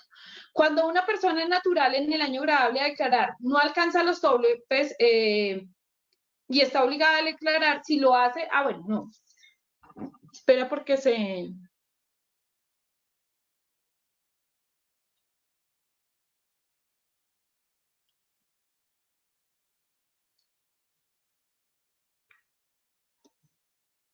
Ok, gracias. Entonces vamos a mirar cuáles son esas eventualidades que se pueden presentar para yo tomarlas como una ganancia ocasional y en la parte derecha aparece el porcentaje de impuesto que usted debe aplicar. Entonces, inicialmente están las loterías, rifas, apuestas y similares que usted que haya obtenido, eso será una ganancia ocasional y tendrá un impuesto del 20%. Un segundo grupo lo conforma la venta de activos fijos, pero tiene un asterisco. ¿Qué significa ese asterisco? Ese asterisco que usted debió haberlo poseído por 2 años o más, ese bien. Entonces, si el bien lo tuve por más de 2 años, será una ganancia ocasional. Si ese bien que vendí lo tuve por menos de 2 años, obviamente irá liquidado dentro de la declaración de renta. Acuérdense muy bien en nuestra cédula de no laboral. Los valores o bienes recibidos por liquidación de sociedades de cualquier naturaleza correspondiente al exceso de capital aportado o invertido cuando esto no corresponda a la ganancia. ¿En qué casos ocurre? Por X, Y, Z razón, resulta que la sociedad donde yo tenía una inversión se liquidó, ¿sí? No se acaba porque dio pérdida, porque si estuviera en pérdida, pues obviamente no creo que haya obtenido beneficios adicionales. Se liquida la empresa y me dicen, este es su aporte, pero ese exceso, pero quedó un excedente para distribuir dentro de los socios accionistas porque ya pagamos todos nuestros pasivos, entonces el valor que le den adicional a lo que usted tenía invertido se va a constituir como una ganancia ocasional. Siguiente concepto, las herencias y legados que recibamos. Siguiente, asignación por muerte de la porción conyugal a los legitimarios o al cónyuge. Es decir, la persona falleció y hay una parte que le va a quedar a sus legitimarios, eso constituye ganancia ocasional. Las donaciones a título gratuito. No, es que a mí me donaron un bus para yo poder trabajar. Sí, a título de donación sigue siendo ganancia ocasional. ¿Bien? ¿Por qué? Porque recuerden que las donaciones deben cumplir unos requisitos especiales, entonces si una persona natural recibe algo, lo va a tomar como una ganancia ocasional.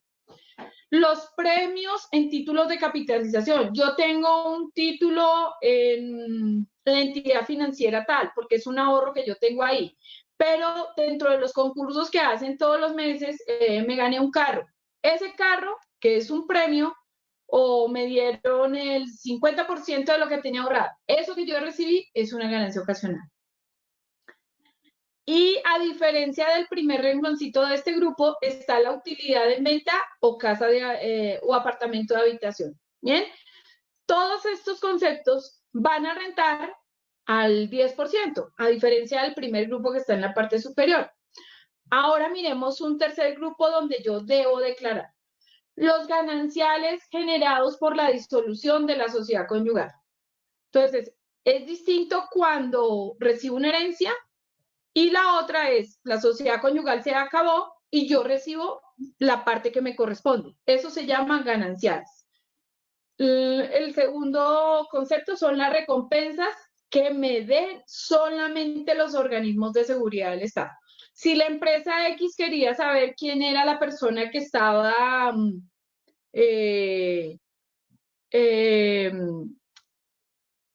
por ejemplo, estaba interviniendo sus cuentas y decide pagar una recompensa para que cuente quién era el que lo estaba haciendo y alguien muy generoso va y lo hace y se ganó esa recompensa, obviamente no lo va a tomar como un evento que esté grabado al 0%, sino que lo debe tomar como un evento que lo debe colocar en la parte superior grabado a la tarifa más alta. ¿Por qué? Porque quien le pagó eso fue una entidad privada, más no una entidad del Estado. ¿Bien? Y el siguiente concepto es de la utilidad de venta de acciones inscritas en bolsa. También le coloco un asterisco. ¿Cuál es ese asterisco? Que deben ser, que la parte que yo tenga, el aporte que yo tenga en esa sociedad, la inversión que yo tenga en esa sociedad no sea superior al 10% del capital. Si yo soy un accionista mayoritario y vendo mis acciones y obtengo una utilidad, es diferente a si tengo un 5% y las vendo.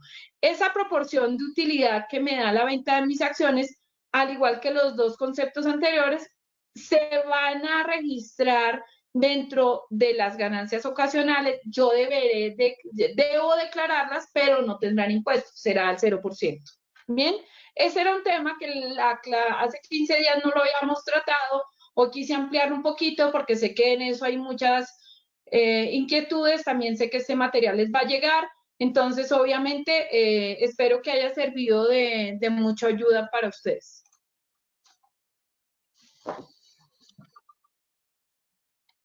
Muchas gracias, Piedad, por la exposición del día de hoy. Tenemos muchos agradecimientos por parte de los asistentes. Están conectados también estudiantes que han aprendido bastante como tal del tema, ¿sí? Vamos a comenzar a responder las preguntas, ¿sí? Internamente nos han preguntado que quieren ver la grabación. Sí, señor, ustedes pueden ver la grabación el día de mañana. Les va a llegar como tal a su correo electrónico. Ustedes van a poder ver el video y les va a llegar el certificado de asistencia. Este tema del certificado de asistencia es un proceso automático. A ustedes les va a llegar como tal el certificado tal cual como ustedes se inscribieron, ¿sí? Así les va a llegar como tal el certificado. Les voy a compartir pantalla a ustedes como para que vean cómo se puede inscribir como tal a los siguientes seminarios. Entonces les voy a compartir aquí pantalla. Ustedes ingresan a la página de logro.com, y cuando ingresan a la página de logro.com, ustedes van a ver los planes, la facturación electrónica. Ustedes pueden aquí en ver más, pueden ver la opción de webinars, ¿sí? Entonces, en los webinars, ahí van a encontrar ustedes para poderse inscribir como tal a los seminarios que estamos realizando nosotros el mes de agosto. Entonces, simplemente ustedes les dicen, me interesa como tal el seminario y se pueden inscribir. Algunas personas dicen, quiero ver la grabación, ¿sí? O porque no les llegó el correo o porque no lo encuentran. Ustedes también hacen el proceso como si se fueran a inscribir y el sistema también les va a permitir ver el video como tal de la grabación, ya que el mismo link de inscripción es el mismo link donde van a tener la grabación como tal del seminario, ¿sí? Tuvieron inconvenientes algunos clientes de que se les desconectó el internet, ¿sí? Entonces es aconsejable que para estos seminarios desconecten los dispositivos que tengan conectados para que les dé más ancho de banda Y también es necesario tener un buen computador con memoria RAM, con un buen procesador para que tenga los recursos necesarios para poder ver el seminario. Muchas gracias. Listo, entonces ahora sí vamos a responder las preguntas, ¿sí?, que ustedes nos dejaron como tal en el panel. Entonces, nuevamente, Katy, te paso la presentación. Entonces, desde el inicio, ¿sí?, tenemos la siguiente pregunta de Marlene Bolaños. Dice, buenos días. Si puede, bueno, si el esposo envía una transferencia de Estados Unidos a Colombia para manutención y gastos de los hijos, ¿se tienen en cuenta para la declaración como ingresos? ¿Sí o no? Bueno, este es un caso muy común. Usted no lo debe tomar en cuenta como ingreso. Pero sí, recuerde que en una de las condiciones, si usted superó los topes de consignaciones mensuales porque la plata llegó a su cuenta, usted tendrá que presentar declaración de renta. No será un ingreso, ¿sí? ¿Usted qué debe declarar? Vamos a suponer que usted tomó la plata, usted recibió en el año 60 millones de pesos porque obviamente tenía que pagar arriendos, servicios públicos, la educación de sus hijos, etcétera, etcétera, etcétera. Entonces, eso no es un ingreso para usted, porque no existe ninguna condición que lo tome como tal. ¿Qué debe declarar? Obviamente, el patrimonio que tenga, si adquirió algún bien mueble e inmueble, las deudas que usted tenga para que le genere un patrimonio. Si usted no tuvo ingresos diferentes, no va a declarar nada más, pero le aconsejo que presente su declaración de renta, porque por el hecho de haber tenido un movimiento tan alto en la cuenta de ahorros, lo obliga a hacerlo. Evítese sanciones, porque las sanciones sí son muy altas. Entonces, vuelvo y le repito, no tendrá que declararlo como ingreso, porque no es un ingreso para usted. ¿Listo? Lo que sí debe presentar es su declaración de renta, con los activos, patrimonio o los demás conceptos que se vayan generando. ¿Sí? Si tuvo como ingreso su salario y su salario es un valor mínimo, declárelo. Si lo que usted hace es recibir arriendos y recibe arriendos 300,000 mensuales, declárelos. Estos son los conceptos que usted debe manejar. Bueno.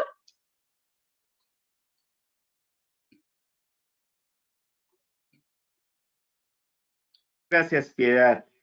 Bueno, los asistentes, hoy la asistencia fue muy concurrida, estamos a tope como tal. Nos dice Euris Rivera, dice, buenos días, quería preguntar algo. Lo que pasa es que en el momento que la DIAN no ha subido como tal la exógena, yo sumé todas mis entradas de mi cuenta de ahorros y según mis cálculos superaba los topes por consignaciones. Pero ahora que descargué el reporte de la exógena, el valor del movimiento es mucho menor al que yo sumé y con este no superó el tope. No sé qué referencia prima más, qué debo declarar o no. Eso nos dice Eury Rivera. Bueno, entonces hay que hacer un estudio juicioso. ¿Juicioso qué significa? Que yo debo declarar acorde con la realidad. Si usted en su información cogió todos sus extractos, sumió todos los ingresos de todos los bancos, todos los meses, y le da un valor superior al tope, debe declarar.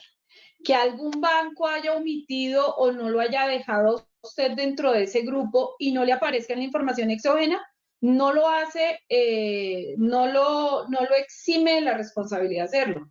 Porque recuerden que la información exógena después la pueden volver a corregir y empiezan a aparecer indicadores y dentro de un año le va a llegar el requerimiento. Entonces, siéntese muy juiciosa, muy juicioso, revise sus extractos mes a mes o pídale el resumen anual a su banco, que a veces resulta más fácil. El resumen anual dice el total de consignaciones en el año fueron tantas, súmelas y esa es la que debe tener en cuenta. Bueno, porque es mejor presentarla. Además, porque debemos manejar un concepto para todos, y es que el presentar la declaración no siempre significa pagar un impuesto, ¿cierto? A muchas personas les puede generar saldo a favor. Recuerden que todavía estamos dentro del beneficio de que si la declaración de renta nos da saldo a favor, podemos pedir la devolución.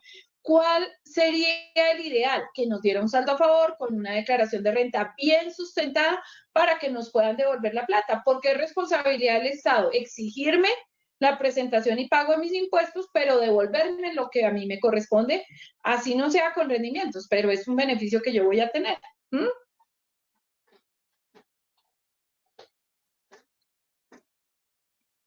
Muchas gracias, Piedad. Bueno, nos pregunta nuevamente Marlene Bolaños. Dice, las cesantías que se tienen acumuladas desde hace 5 años en el fondo de cesantías, ¿cómo se llevan a la declaración? El saldo que usted tenga depositado lo lleva como patrimonio. Y en los ingresos laborales debe declarar lo que haya recibido durante el año. Pero los ingresos, el patrimonio sí lo debe tener en cuenta. ¿Mm? Recuerden que el patrimonio bruto lo integran todos los bienes que yo tenga, todas las inversiones, los ahorros, el disponible, todo lo que yo tenga disponible que sea de mi beneficio y esté a título mío, lo debo declarar. Lo mismo las deudas. Yo no puedo aumentar deudas ni omitirlas, debo colocarlas todas. ¿Qué debo colocar? No el valor que me prestaron en el banco, sino el saldo del capital que tenía diciembre 31 de cada año.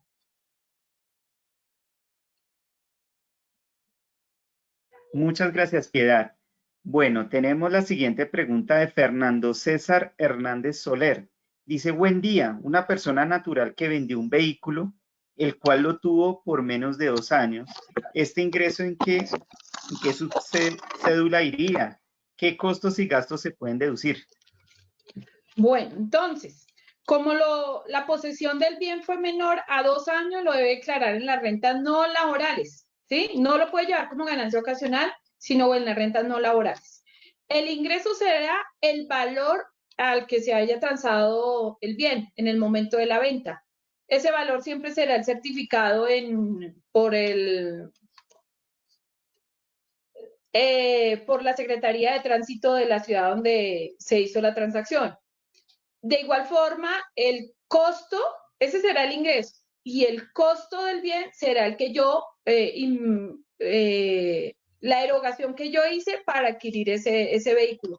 Normalmente en los vehículos, lo que va a ocurrir es que yo obtenga una pérdida, porque casi siempre el valor de los vehículos automotores en el mercado día tras día van disminuyendo. En la medida en que va pasando el tiempo, este valor va disminuyendo. Entonces, normalmente voy a tener una pérdida y la retención en la fuente que me practicaron va a ser un saldo a favor. Entonces, ya ahí estoy acumulando saldos a favor que me van a servir o para pedir la devolución o para compensar las rentas que me puedan dar otras cédulas, porque este es un jueguito y la suma de 3. Muchas gracias, Piedad. Bueno, nos pregunta Nuis Hernández.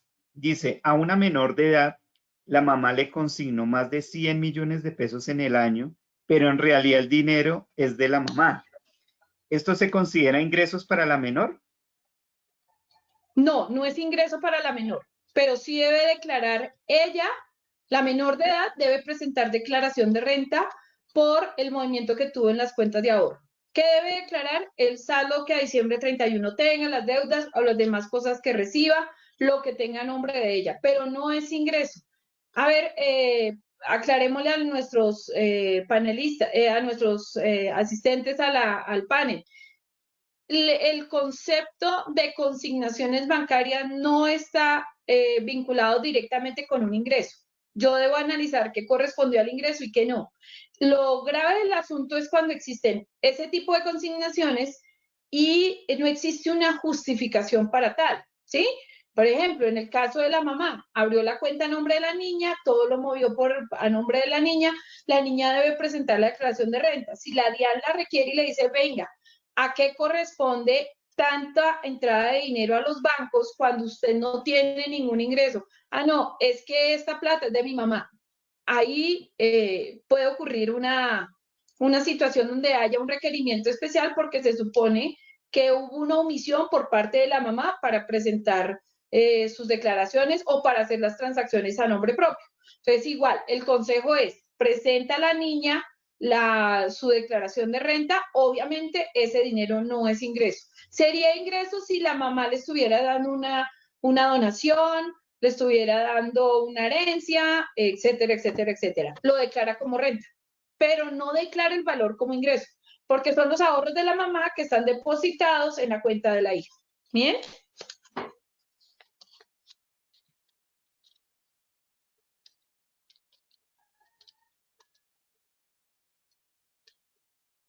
Buen día, tengo un caso de un contribuyente al cual el contador falleció y ahora no tiene acceso a las contraseñas y hacer las actualizaciones ante la DIAN. Se pasa el tiempo para presentar la declaración. ¿Se puede declarar de manera litográfica? No, no, estando obligado a presentarlo virtualmente, es decir, el formulario, lo ideal de los contribuyentes es que ingresan con un usuario a la plataforma de la DIAN, obviamente diligencian su formulario y si están obligados o no a firmarla a través de esta página, lo hacen. De lo contrario, será la única excepción para presentarlo en el banco. La persona que debe hacer, recuerden que los vencimientos comienzan la próxima semana. Desde hoy solicite ¿qué es lo que debe hacer usted? Pida la cita, inmediatamente acabe esta sesión, pida una cita por la DIAN, busque en todas las ciudades, no sé si nuestros compañeritos contadores lo sepan, pero si yo necesito actualizar mi RUT, obviamente si entro a las seccionales de Bogotá, a las oficinas de atención en Bogotá, todas van a estar colapsadas y no tienen horarios disponibles. Entonces cojamos nuestras ciudades una a una, Manizales, Bichada, Guainía, Guajira, todas, absolutamente todas. Y en cualquiera de ellas busque la cita más próxima. Cuando usted tenga su cita, consulte cuál es el correo de esa seccional. Y el día anterior en la noche, usted debe enviarle a esa seccional, a ese correo que usted consultó, su fotocopia de la cédula y le escribe un mensaje a la DIAN diciéndole, solicito por favor la actualización del correo electrónico del contribuyente tal, lo debe hacer en el correo de él para que actualicen el, el correo electrónico. Tan pronto lo tengan, va a ser mucho más fácil restaurar la clave de acceso a la plataforma de la DIAN. ¿Menos? Pero recuerden que no solamente es en Bogotá. Si usted vive en Bogotá, no busque solamente Bogotá, lo puede hacer en otras ciudades. Si usted es de otra ciudad y en su ciudad no hay cita, lo puede hacer en cualquier sucursal del país. ¿Listo? Creería yo que la más difícil de obtener respuesta es la de San Andrés, porque a veces no, ellos sí tienen problema de conexión. Por lo demás, en el país todas funcionan muy bien. Usted en la noche anterior deje enviado su correo. La DIAN revisa el correo que revisó y le va a facilitar los documentos a través del correo electrónico. Esa es la mejor forma de ayudar a su cliente. Bueno, muchas gracias, Piedad. Vamos a hacer los últimos 5 minutos respetando también el horario de asistencia como tal al seminario. Néstor, ¿Sí? ¿Sí? me gustaría hacer una sugerencia para todos nuestros invitados. Claro que sí. Cuando ingresemos a la página de la DIAN, revisemos si para cada uno de nosotros está habilitada la opción de firmar electrónicamente con el nuevo mecanismo que sacó la DIAN. Hagamos el proceso y presentemos nuestras declaraciones, diligenciándolas en la página y firmándolas en la página.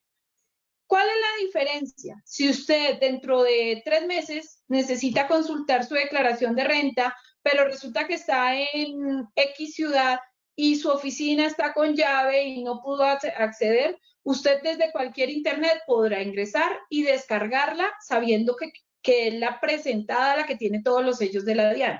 Porque la que se presenta en el banco con el sello del banco no es cargada al sistema y no va a poder usted descargar como la copiecita para presentarla en cualquier transacción. En algún lado le van a pedir su renta. Entonces, si podemos sacar nuestra firma en la página de la DIAN, así no seamos representantes legales, ni contadores, ni revisores fiscales, tramitemos ese concepto para poder firmar nuestras declaraciones y que en cualquier momento podamos consultarlas. Bueno, y ahora en época de pandemia, recuerden que entre menos vayamos al banco, mucho mejor. Muchas gracias, Piedad. Sí, a mí me sucedió. O sea, yo llegué y registré hoy la firma y en este caso uno puede presentarla sin realizar pago, ¿cierto? Porque cuando Sí, calcula claro. el pago, uno lo puede pagar dentro de la misma plataforma de la DIAN, ¿cierto? Sí, señor. Sí, señor. Esa es una Ah, opción. bueno. Estando firmada la declaración dentro, el beneficio es, firmándolo dentro de la plataforma, usted tiene acceso a esa declaración presentada en cualquier momento. Y segundo, si usted le dio un saldo a pagar, podrá hacerlo también a través de los servicios virtuales. No tendrá que ir al banco. Entonces, eso nos va a ahorrar tiempo. En época de pandemia disminuimos un poquito el riesgo de contagio porque es mejor estar en casita o de la casa a la oficina nada más. O nuestros contadores que, por ejemplo, trabajan en una empresa, cumplen horario, pero tienen clientes adicionales, entonces les queda mucho más fácil presentarla desde donde estén y no tener que pedir permiso para ir y presentarle la declaración al contribuyente.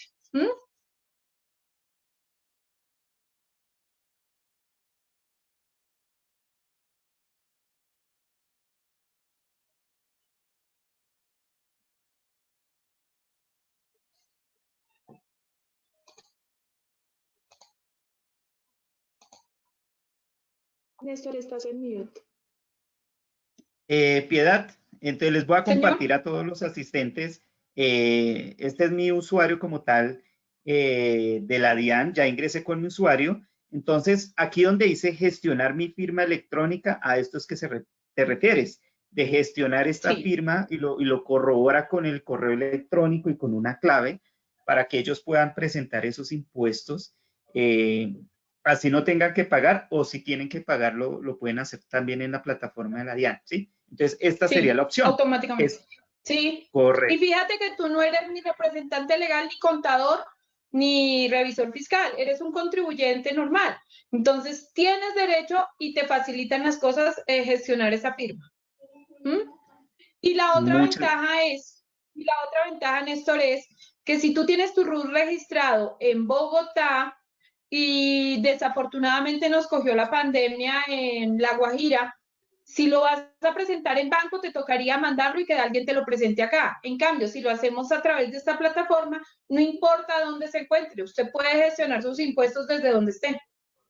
Muchas gracias. Bueno, te voy a compartir nuevamente, Katy, y vamos a responder ya las últimas preguntitas, ¿sí?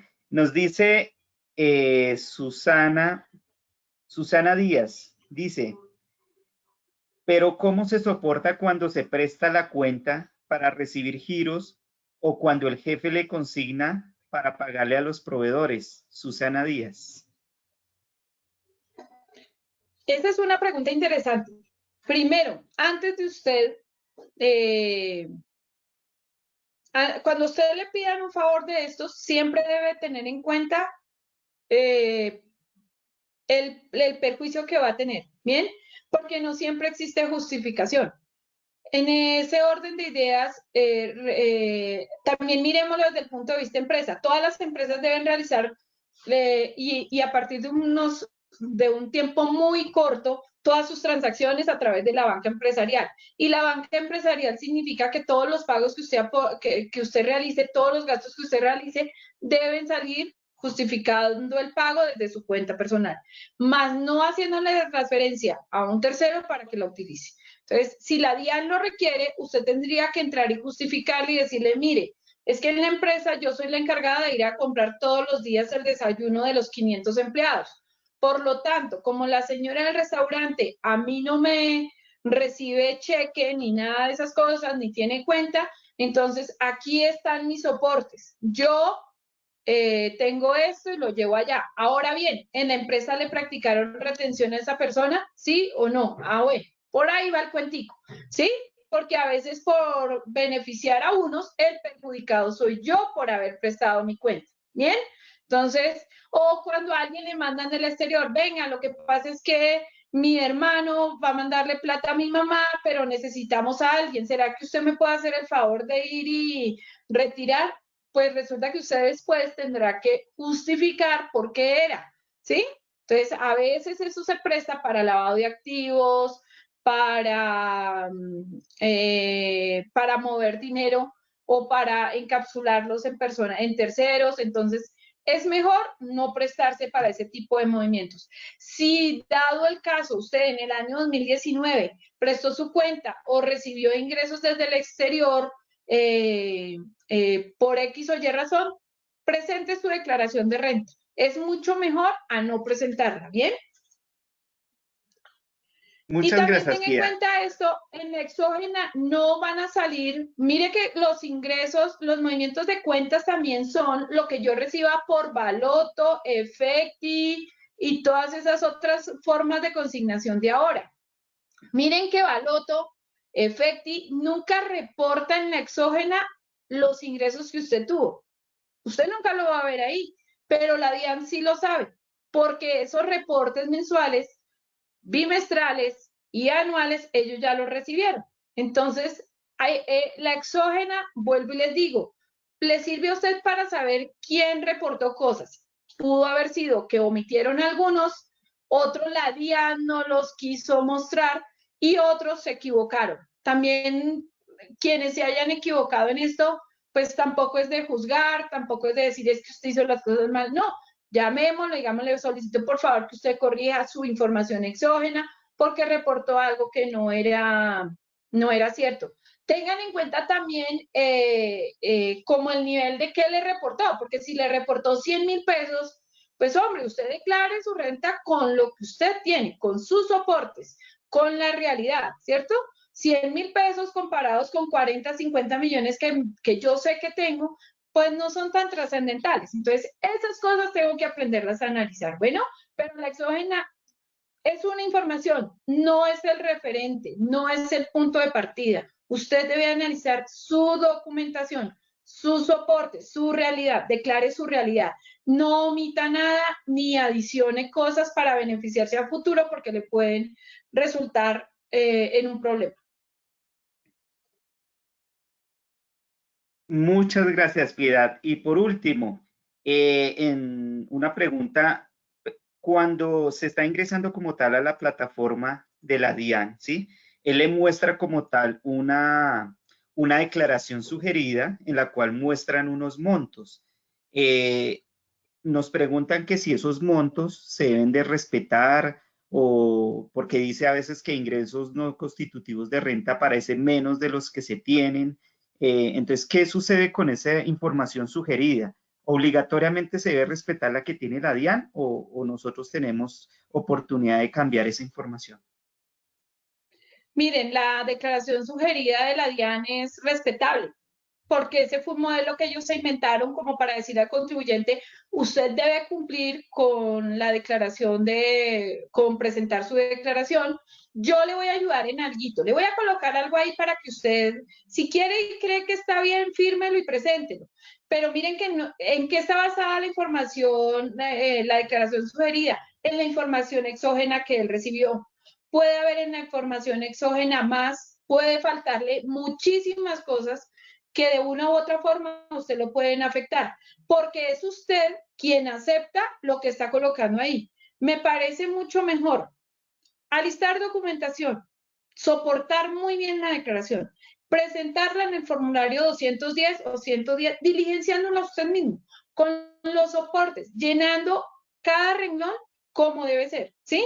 La sugerida, compárela. Le puede dar más, le puede dar menos. Yo preferiría que usted, ahora bien, si lo que estamos hablando, la mamá le consigna a la niña 120 millones de pesos en la cuenta para que se los tenga ahí guardaditos. La DIAN no va a entender que son los ahorros de la mamá. La DIAN va a entender que esa niña tiene un negociazo, ¿cierto? De 100 millones, de 120 millones de pesos que le están rentando al año. Entonces, fíjese lo que está pensando la DIAN. Esos son ingresos de la niña. No, no son ingresos, es un ahorro, es un activo, ¿sí?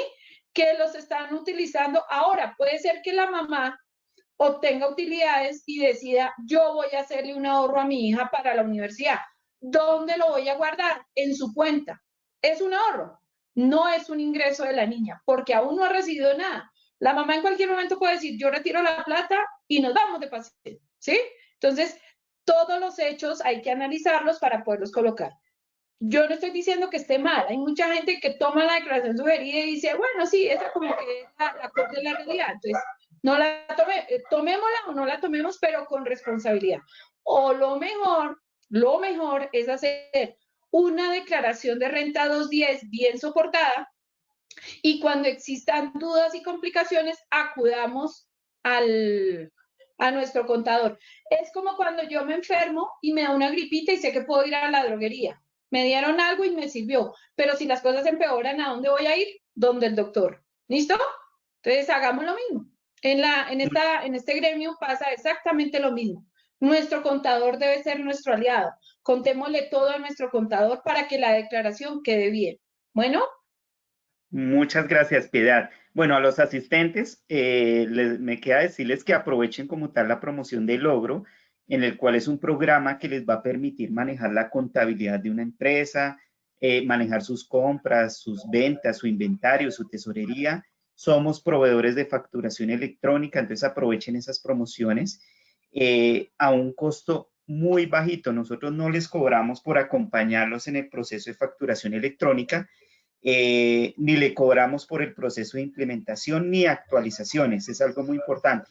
También si ustedes se quieren contactar con Piedad, entonces, porfa, Kate, si damos la información de Piedad Cristina, ahí aparece el correo, pigar2006@hotmail.com, el celular. Bueno, Piedad, me imagino que tú lo respondes si tienes disponibilidad como tal. Si alguien necesita declaraciones de renta, si necesitan asesorías contables, tributarias para un tema como tal de empresas, te pueden contactar, ¿cierto, Piedad? Sí, sí, señor. Casualmente la semana antepasada, después de la conferencia, tuve muchas personas que me escribieron consultándome sus inconvenientes, se les dio la asesoría que necesitaban, lo mismo me comuniqué telefónicamente y por WhatsApp con otras personas. Espero que haya sido de mucha ayuda la información que les di, pero sí, claro, cuenten conmigo, soy su aliada estratégica. Bueno, muchas gracias. Entonces, hasta pronto. ¿Algo para finalizar el día de hoy, Piedad?